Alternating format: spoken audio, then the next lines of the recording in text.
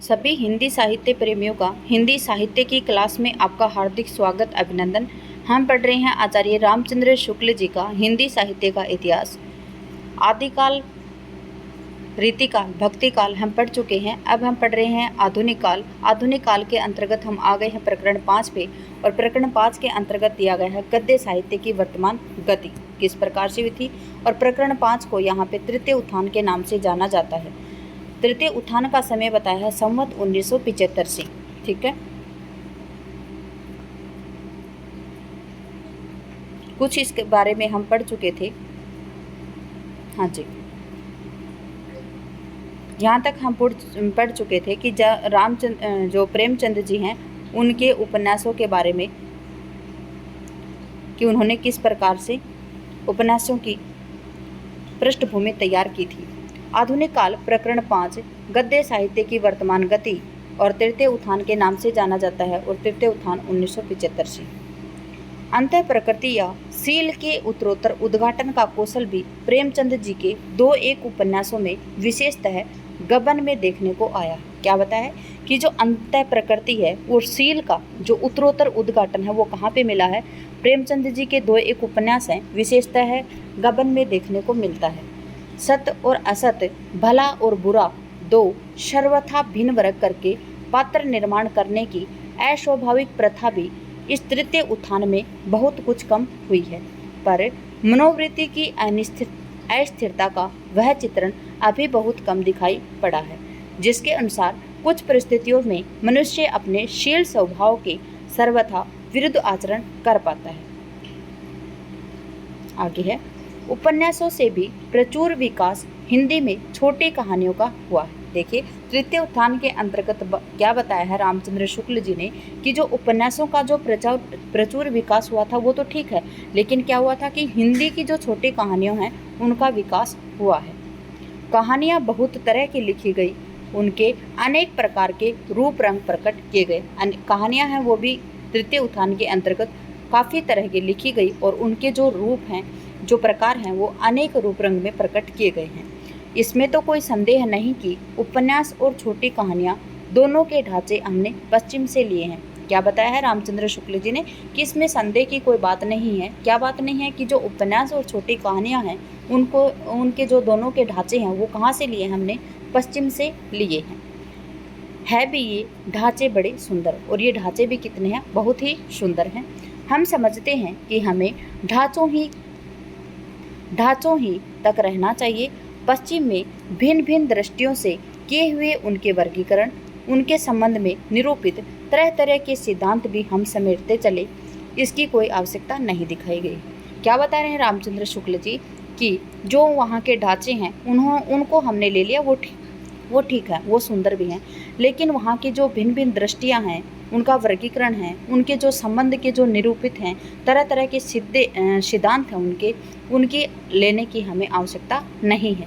उपन्यासों और छोटी कहानियों का हमारे वर्तमान हिंदी साहित्य में इतनी अनेक रूपता के साथ विकास हुआ है कि उनके संबंध में हम अपने कुछ स्वतंत्र सिद्धांत स्थिर कर सकते हैं, अपने ढंग पर उनके भेद उपभेद निरूपित कर सकते हैं।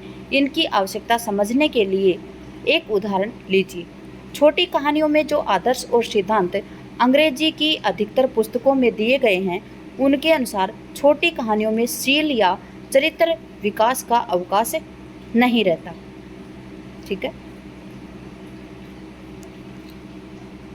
क्या बताया है कि जो छोटी कहानियों में जो आदर्श जो सिद्धांत अंग्रेजी की अधिकतर पुस्तकों में दिए गए हैं, उनके अनुसार छोटी कहानियों में शील या चरित्र विकास का अवकाश नहीं रहता। पर प्रेमचंद जी की एक कहानी है बड़े भाई साहब, जिसमें चरित्र चित्रण के अतिरिक्त और कुछ ही नहीं है। देखिए, बड़े भाई साहब हैं, उसमें क्या है? चरित्र चित्रण है। याद रखेंगे, प्रेमचंद जी की कहानी है क्या?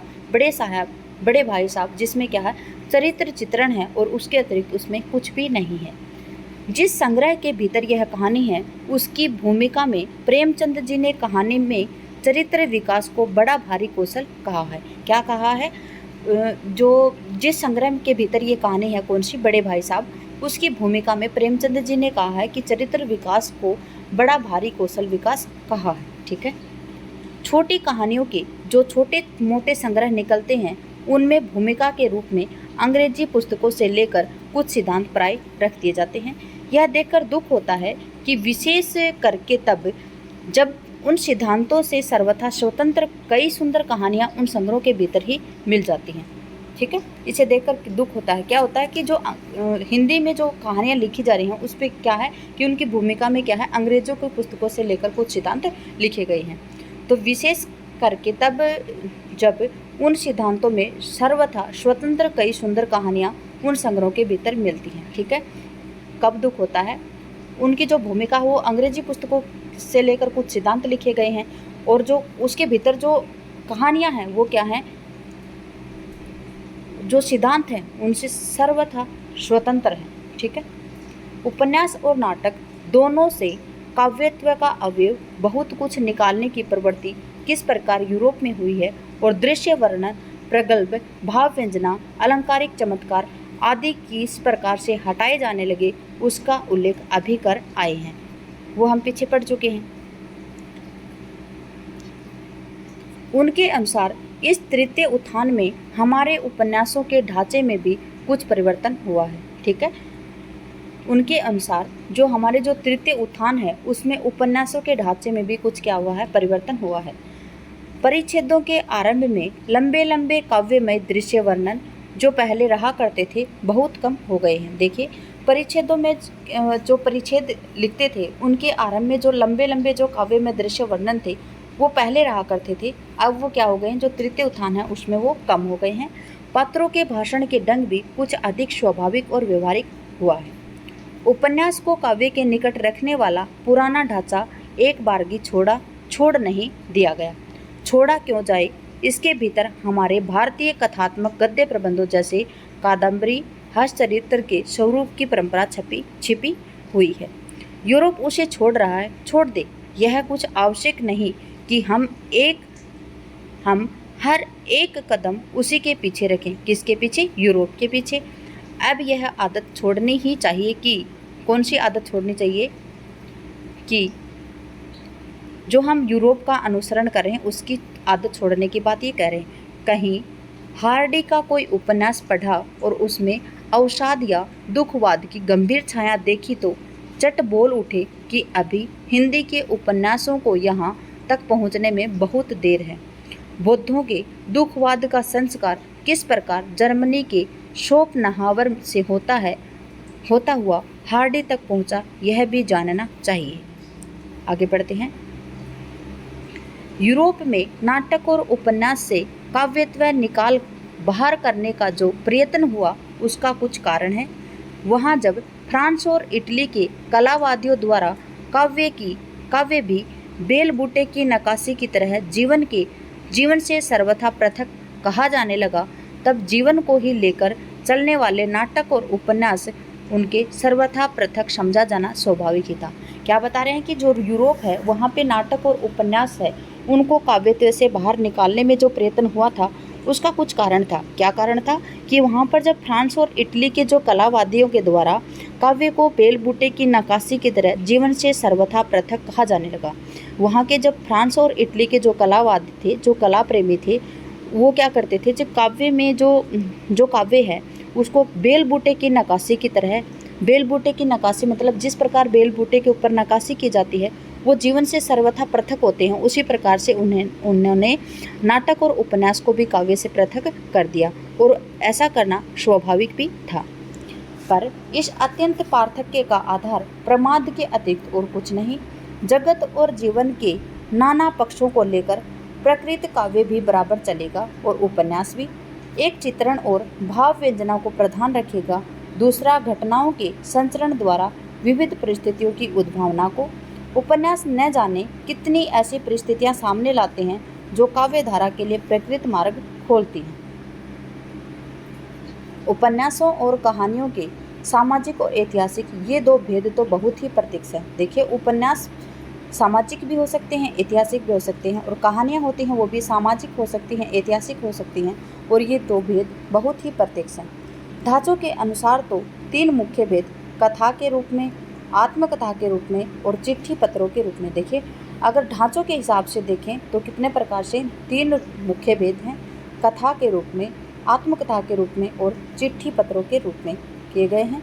उनमें से अधिकतर उदाहरण तो प्रथम के ही सर्वत्र हुआ करते थे। द्वितीय के उदाहरण भी अब हिंदी में काफ़ी हैं, जैसे दिल की आग जीपी श्रीवास्तव जी का, और तृतीय के उदाहरण हिंदी में बहुत कम पाए जाते हैं, जैसे चंद हसीनों के खतूत। इस ढांचे में उनकी सजीवता भी नहीं है। कथा वस्तु के स्वरूप और लक्ष्य के अनुसार हिंदी ने अपने वर्तमान उपन्यासों में हमें ये भेद दिखाई पड़ते हैं। देखिए यहाँ पे कौन कौन से दिए गए हैं। घटना वैचित्र्य प्रधान अर्थात केवल कुतूहलजनक, जैसे जासूसी और वैज्ञानिक आविष्कारों का चमत्कार दिखाने वाले। इसमें साहित्य का गुण अत्यंत अल्प होता है, केवल इतना ही होता है कि ये आश्चर्य और कुतूहल जगाते हैं। क्या बताया है, जो घटना वैचित्र्य प्रधान नाटक होते हैं उनमें क्या है कि केवल कुतूहलजनक होते हैं, जासूसी और वैज्ञानिक आविष्कारों का चमत्कार दिखाने वाले होते हैं, और साहित्य का गुण अत्यंत अल्प होता है। देखिए उसमें साहित्य का गुण बहुत ही थोड़ा होता है, केवल इतना ही होता है कि वो आश्चर्य और कौतूहल जगाते रहें।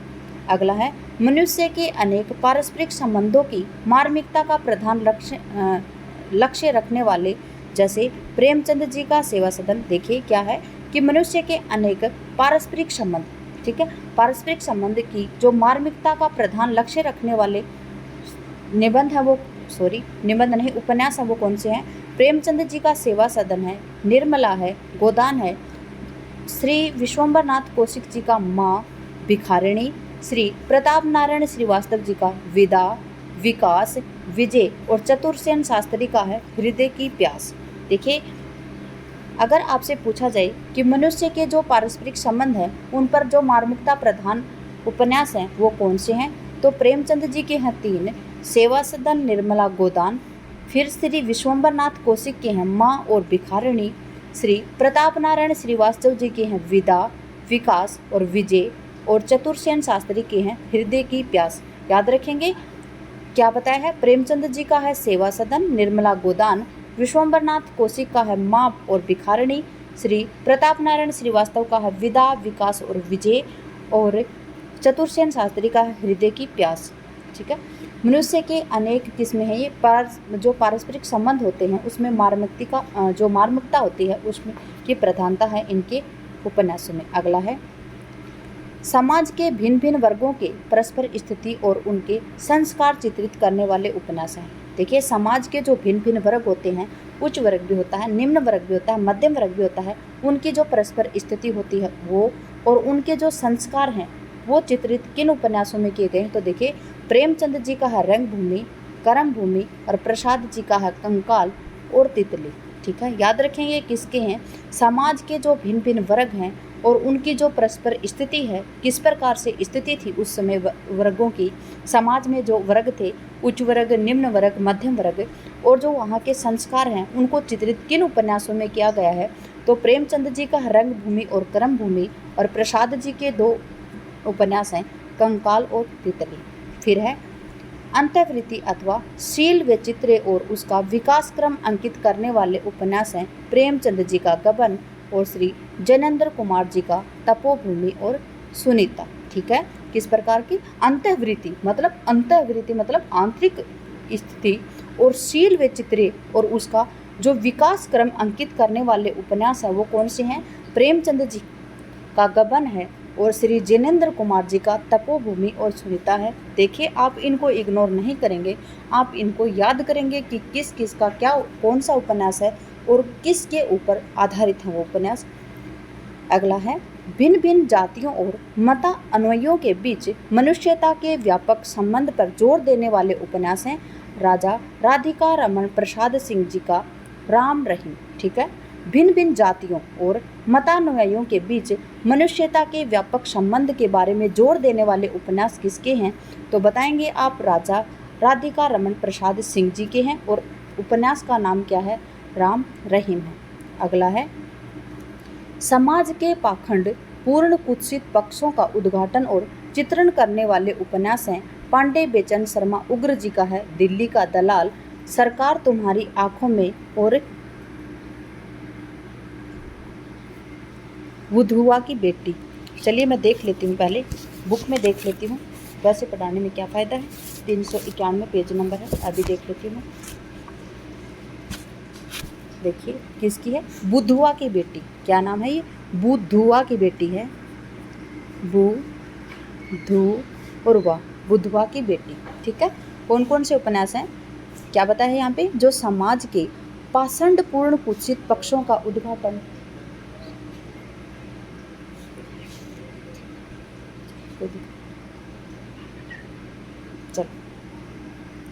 कुत्सित पक्षों का उद्घाटन और चित्रण करने वालों में किसके नाटक हैं, पांडे। बेचैन शर्मा उग्र जी का उपन्यास है दिल्ली का दलाल, सरकार तुम्हारी आंखों में और बुधवा की बेटी। अगला है बाह्य और आभ्यंतर प्रकृति की रमणीयता का समन्वित रूप चित्रण करने वाले सुंदर और अलंकृत पद विन्यास युक्त उपन्यास, जैसे स्वर्गीय श्री चंडी प्रसाद हृदय का है मंगल प्रभात। क्या है, बाह्य और जो आभ्यंतर प्रकृति है उसकी रमणीयता है उसका समन्वित रूप का चित्रण करने वाले सुंदर और अलंकृत पद विन्यास युक्त उपन्यास हैं। कौन से, एक है मंगल प्रभात और उपन्यासकार कौन है, श्री चंडी प्रसाद हृदय हैं। अगला है अनुसंधान और विचार करने पर इसी प्रकार की दृष्टियों से भी कुछ भेद किए जा सकते हैं। सामाजिक और राजनीतिक सुधारों में जो आंदोलन देश में चल रहे थे उनका आभास भी बहुत से उपन्यासों में मिलता है। प्रवीण उपन्यासकार उनका समावेश और बहुत सी बातों के बीच कौशल के साथ करते हैं। प्रेमचंद जी के उपन्यासों और कहानियों में भी ऐसे आंदोलनों के आभास प्राय मिलते हैं, पर उनमें भी जहां राजनीतिक उद्धार और समाज सुधार का लक्ष्य बहुत स्पष्ट हो गया है, वहां उपन्यासकार का रूप छिप गया है और प्रचारक का रूप ऊपर आ गया है। अगला है छोटी कहानियाँ। छोटी कहानियों के बारे में कितना दिया गया है पहले मैं देख लेती हूँ, अगर इस क्लास में हो जाएगा तो करवा देंगे, वरना आपको अगली क्लास में ही करवाएंगे। देखिए काफ़ी बड़ा हो जाएगा ये।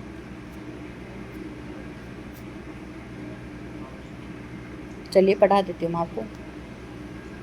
नहीं, छोटी कहानियों से संबंधित अलग से बनाएंगे, ठीक है। छोटी कहानियाँ वो अलग से एक वीडियो बना देंगे उनका। क्लास में बने रहने के लिए आपका धन्यवाद। आपका दिन शुभ रहे। जय हिंद, जय भारत, जय जवान, जय किसान।